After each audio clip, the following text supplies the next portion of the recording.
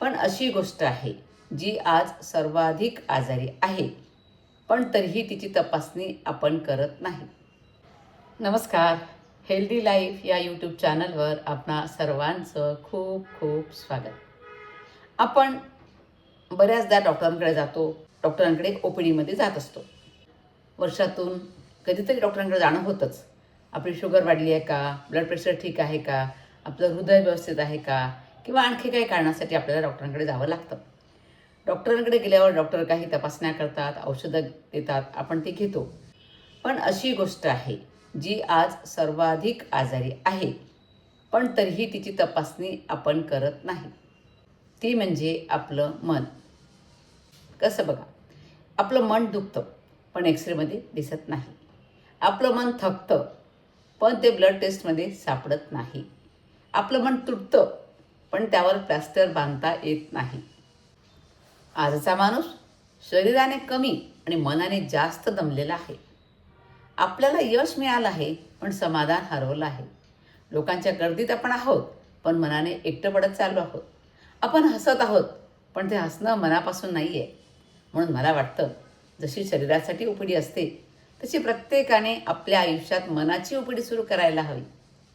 ही उपडी कोणत्याही रुग्णालयात नाही, ती आपल्या स्वतःच्या अंतर्मनात आहे.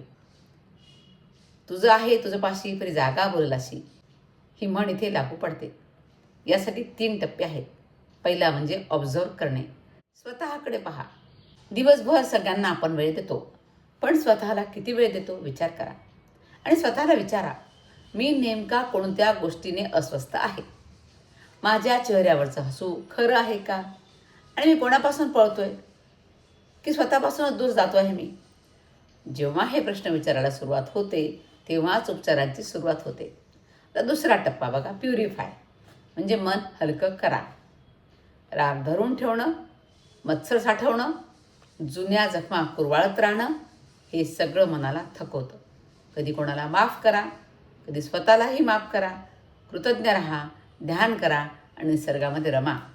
मनातली धूळ रोज झटकली पाहिजे, तर पुन्हा मन चमकू लागतं.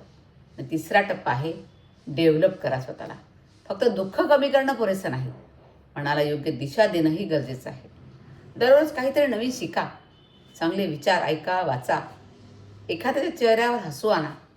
स्वतःला कालपेक्षा आज थोडं अधिक चांगलं बनवा. कारण मन बदललं की विचार बदलतात, विचार बदलले की निर्णय बदलतात, आणि निर्णय बदलले की आयुष्याची दिशा बदलते. लक्षात ठेवा, मनाची काळजी घेणं ही चैनीची गोष्ट नाही, तर ती जीवनाची गरज आहे.